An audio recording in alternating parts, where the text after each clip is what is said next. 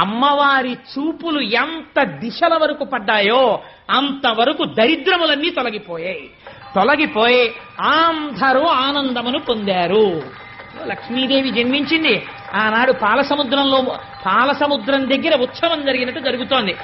నేను ఇక్కడ నమ్మి ఒక మాట చెప్తున్నాను, ఇవాళ ఈ ఘట్టాన్ని ఎవరు విన్నారో వాళ్ళకి కొన్ని కోట్ల జన్మలు తరమవలసిన దరిద్రం నశించిపోయింది. ఇది పరమ యథార్థం. అందుకని ఆ తల్లి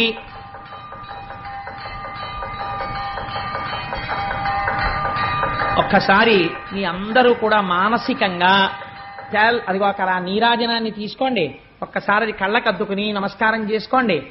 స్వామి త్రిమూర్త్యాత్మకమై దత్తాత్రేయుడై ఉన్నాడు.